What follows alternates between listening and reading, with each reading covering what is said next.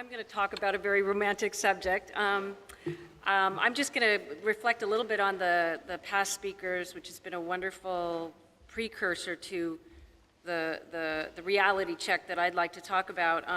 Paul Ramirez-Jones, I think, really hit it when he said the perimeter of what we do, a classroom, an education, is not determined by the discipline, but the people who aggregate around it. And I think when you see some of the projects we're doing, I think as you're talking about, Jackie, this very different kind of generation of people coming into our classrooms. And I came out of the era of great privilege 20 years ago where there were teaching jobs and abundant tenure track positions, and we're in a landscape that's completely different. So I just wanted, and I'm not an economist and I'm not a business person, but my students and I explored this a little bit. So postgrad artists in a fairy economy. I went to a panel last year that was looking at, and I'm going to show this to you. This is all very confusing because there's two different screens up here, but I don't know if you know the snapshot. It's a national survey. It's called the Strategic National Arts Alumni Project. And what it did is it surveyed art graduate alumni across the country. And they got 65,000, almost 66,000 responses. And I'm just going to, and it was very interesting because they did a kind of dashboard that I'll show you just a little bit about what it does, I don't think my link is live. Okay. Well, anyway, there's a really interesting, you can go online and look at it. And while I am certainly not somebody that wants to look at data analysis as the indicators, it certainly is interesting to see that one of the most prevalent outcomes of this whole survey was essentially that, yes, artists make the least amount of money, no question, but their happiness quotient is very high, okay? So I know in terms of value, their sense of efficacy, of a certain level of satisfaction, and then when they were interviewed about whether they would go back and do the same degree, many of them said they would, even though they were facing a climate of limited economic conditions that came out in 2008. This was done in 2012. As I was going to say, I'm in UC Santa Barbara. That's the dot over there on the map where the densest population of 18 to 21-year-olds west of the Mississippi. So that's a very interesting aggregate of people that are my students. And while I do foundation, a lot of what was discussed I grapple with in a sculpture class that I teach as a lecture to 100 people at one time at a public university. That's where I'm at, is teaching sculpture, modeling, all of that to a large population of students as a lecture. The colors are all off on this, but so briefly, the Friday Academy was something I talked about in the last remodel about sort of thinking of the classroom space as that public, that space of a different kind of public, for which I didn't necessarily know altogether. And the Friday Academy was simply my classes on Fridays, and basically thinking of it as a kind of alternative space to what the rest of the university, public university, was offering, to what the rest of the art department was offering. And essentially, this idea that we teach our students to prepare to become artists as opposed to they're artists, right? And they're practitioners. And so I think leaving that real world out when we're in the classroom is sort of a kind of bubble that I think really limits their notion of where their art world and where their practice fits in the larger context. So I always like to think of it as this Friday Academy as a kind of public space of faculty, students, professional community, merging into a kind of knowledge collective. And so I showed this last time of some of the projects that came out of the Friday Academy, which was, looking at the global supply chain, the labor supply chain, and taking 2 shipping containers and modifying them for, what was in 2005, affordable housing crisis, Katrina, failure of federal FEMA housing projects and so forth, and the fact that they were not able to afford the housing that they were in at the university in and around the campus. I think out of it comes real-world skills. You know, what would be an assignment that ends up in the dumpster, as Dee talked about, becomes so large, there's no way you're going to be able to put it back in the dumpster. And what you get are real-world skills at a very large scale, and then what to do with that material presence. And the fact that 2 large shipping containers could not possibly be managed by one person, that there was this community of practitioners that had to tackle this problem way larger than any of us, including myself. So here just, and then, you know, by default, I think, you know, this is sort of an early stage kind of Mata Clark intervention on the 2 containers.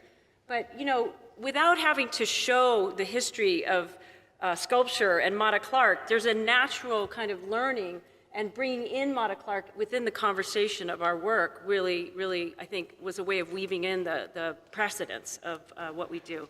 And then the utilitarian component of like, okay, well, we're going to take on this housing issue. I mean, these are you know, FEMA trailers. How could we as artists contribute to that conversation? It got much more pragmatic, much more, you know, real world.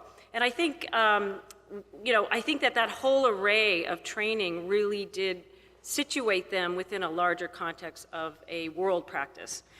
I don't know if I showed these projects last time, I can't remember, and I didn't go back and look at the videos of what I said. But a few other projects, and then I'll focus on the last one. These are students working in the very small kind of unincorporated 1-block downtown of Isla Vista, which is essentially a very, again, an 18 to 21-year-old population with no parents and kids that have just left home for the first time. So it's a Wild West frontier and very interesting. But I think one of the things that becomes very clear is when students come to school, they have been, as I think Jackie really described very well, sort of shepherded and protected and actually denied a lot of initiation and creativity. And so they get to a campus and they have no sense of ownership or stewardship or relationship to their environment. And so putting them back into that space of ownership of their community was something significant for them. And again, another good lesson from Mata Clark.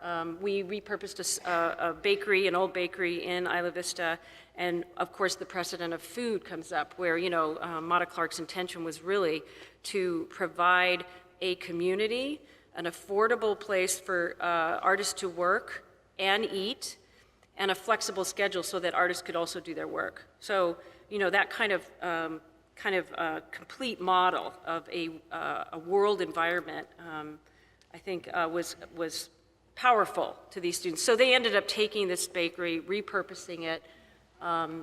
You know, the fact that it's unincorporated, we could never get away with doing this in, you know, downtown Los Angeles or some major urban center like in New York, but we could get away with it in a small college town of 18 to 21-year-olds. And so they repurposed the space for exhibition, for, you know, gathering, and art shows and night events, and really kind of repurpose that space.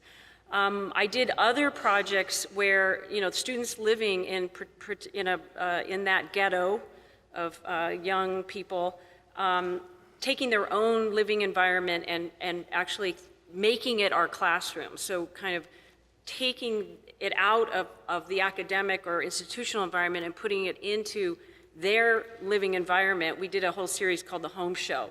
And what that did is it kind of activated the students to think about their living spaces as labs, as creative environments, and really actually look at issues of urban development, zoning, you know, the business residential dynamics that were going on, the role of food or lack of food as one of the worst food deserts in the Central Coast, where there isn't good food, but lots of drinking. You know, thinking about all of those dimensions in what they did. So again, I go back to Paul's quote about, you know, it's not the discipline that drives what happens, it's the collective of people. And if you know about Isla Vista, if you're from California, you know that there is a very high quotient of celebration that goes on a lot. And I think one of the things that became very clear was the lack of imagination of that whole experience of celebration, of a party, of how to throw a party. And so by kind of working in that environment, the students started to take on this sort of stewardship of celebration and initiating different models of social exchange. And I do think that the social and that idea that Meg brought up about, joy is absolutely fundamental to their entry into what it is they're going to do. So I'm going to just show you a few, the life of the, I think this next slide is not going to make any sense because it's reversed out, but what it was two economic models. One was the kind of traditional art world model of the artist sort of being the generator that kind of fuels this entire cultural economic engine, the gallery system, the institutional system, foundation, right? And it's essentially the engine, the artist, but none of it's coming like back to the artist as in the degree that it's going out. And then the other model was really how could like an alternative look at economies, a different way of looking at artist labor and economics could play in that the artist is not only a generator but a recipient of that whole economic cycle. And I think artists, given the access to social media, given their resourcefulness, given technology, are starting to explore that. And one of the things I was really curious about was, I came out of a particular model of the art world, which we throw around the word art world, but that art world is really different. And really, actually some parts of it haven't changed, but for a young person coming in, that economic model is just not realistic or necessarily viable. So what other kinds of economic models could be thought about? And I think I said this the last time, which was, the idea that the artist creates that economic circumstance in which they not only produce, but have the reception for their work, that they create that community, that environment. So we did an experiment where, with all that work we were doing in the local community, we started to sort of think of artists creating a kind of economic alternatives that isn't necessarily their serious practice. Lots of what we are talking about today about, hands-on craft, object making, but really thinking about a revenue stream that could be part or just a segment of your process that brings back some sort of resource flow, okay? And I can't say that we've figured it out, but I'm just gonna walk you through the project. So a number of students a few years ago came up with that very iconic object, the red cup, as something that they would hand produce as a kind of emblem of handmade, of a particular kind of cultural icon, the red party cup. And so, the group of students were they were not tied to necessarily a class, but came out of the sculpture area and with various skill sets kind of explored what they could do with this iconic object. They went through all of the processes that any sculpture student would go through in looking at manual and manufactured labor. The first edition was all handmade, hand-thrown, and hand-glazed, and were these beautiful editions of these iconic red cups. And then they started to explore the idea of reproducing them, selling them for some sort of revenue stream. And they got very serious in producing a prototype in which one of the other things that I'd like to say is that I think our networks, we tend to isolate our networks. And for example, Sammy Martinez, his father was a factory supervisor in a ceramic factory in LA. And there was a whole knowledge base there, a whole field trip of learning that was able to be had by the parents of these students. I mean, these parents have skills and resources, and there's always this kind of generational divide between the student and their parents of that there's some sort of exchange there, resource exchange. And so Sammy really had something to bring, and his whole family had something to bring to this whole notion of factory labor and how it was done, how the labor was divided. And then we had another student who actually had moved to Taiwan, who was a ceramic student 10 years ago, who actually was able to help us produce a large number of them. And we produced an edition of 3,000, and then we just tried to sell them, like on the street, and and we actually thought that in-person marketing, that sort of personal marketing was really going to be, something successful. Hearing the story, the whole narrative about these were works that were going to support the postgraduate, that interim space between that degree and the thing that comes after, which I think is so overlooked in what we teach. We sort of take them to the edge, hand them a degree, and then we really don't explain anything or even preface what happens in that space after they get out of school. So, and I forgot to mention that, we're in a different economy. What I say is the fairy economy.